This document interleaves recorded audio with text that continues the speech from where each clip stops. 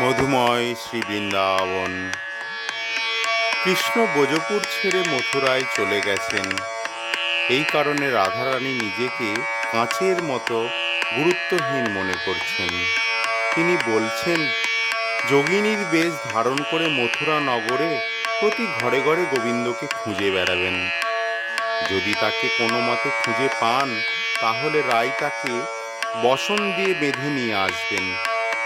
এইসব শুনে পদকর্তা সখী আবেশে রায়কে বলছেন, আমরা অষ্টসখীরা যখন আছি তখন তোকে মথুরা যেতে হবে না, আমরাই গোবিন্দকে খুঁজে বের করব। যদি গোকুল চন্দ্র ব্রজে নাহি এলো, সখীরে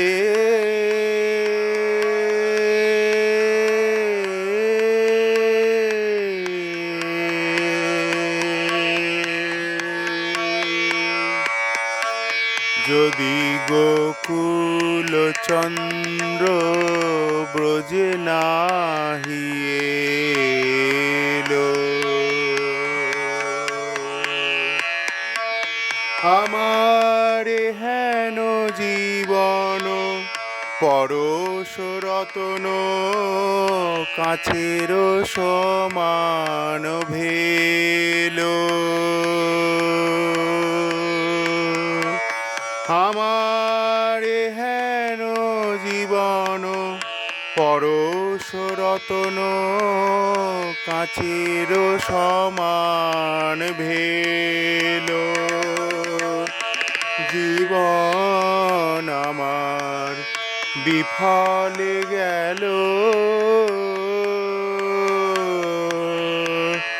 কোন কাজে আর লাগলো না সই। জীবন আমার বিফলে গেল, আমার হেন জীবন পরশ রতন কাছের সমান ভেলো।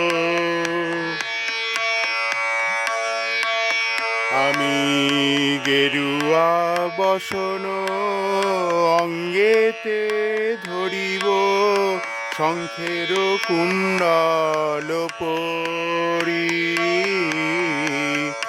গেরুয়া বসন অঙ্গেতে ধরিব, শঙ্খের কুণ্ডল পরি।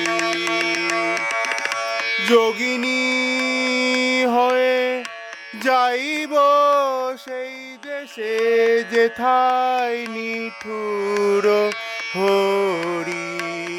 আমি যোগিনীর বেশে যাব সেই দেশে, যেথায় নিঠুর হরি। দে দে আমায় সাজায় দে গো, আমার ভূষণে আর কাজ কি সখী। তোরা দে দে আমায় সাজায় দে গো, আমার বসন ভূষণ তোরাই নে গো। দে দে আমায় সাজায় দে গো। যোগিনী হয়ে যাইব সেই দেশে, যেথায় নিঠুর হরি।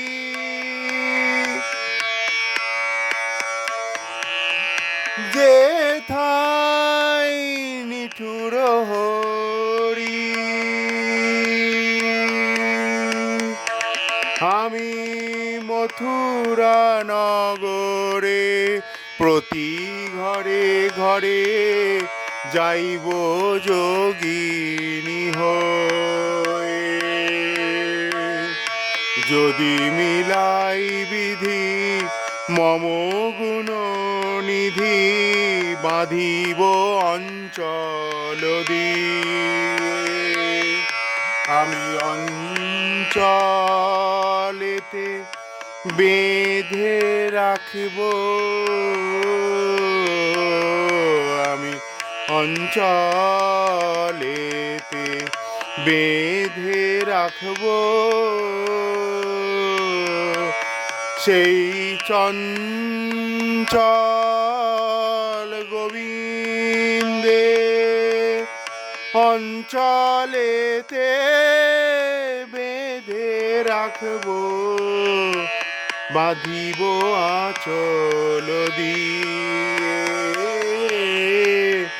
বাঁধিব আঁচল দিয়ে আমি আপন বধুয়া আপনি বাঁধিব কেবার রুধিবারে পারে আমি আপন বধুয়া আপনি বাঁধিব কেবার রুধিবারে পারে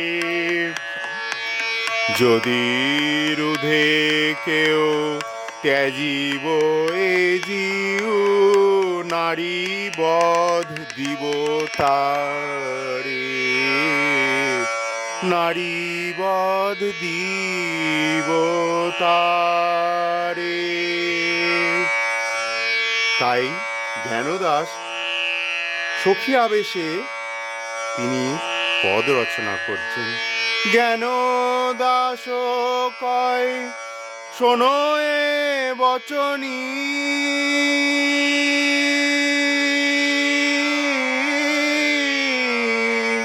শোনো এ অধীনী রাধা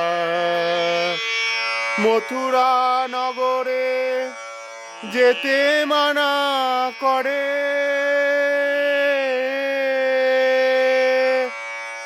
দারুণ কুলের বাধা। ধনী তুই কেন মথুরায় যাবি ধনী তুই কেন মথুরা যাবি আমরা সেবা দাসী বেঁচে থাকতে তোর হয়ে আমরা মথুরায় যাইব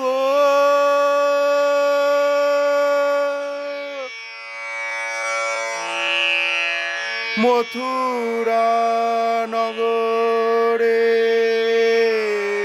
যেতে মানা করে দারুণ কুলের বাধা যদি গোকুল চন্দ্র বোঝে নাহি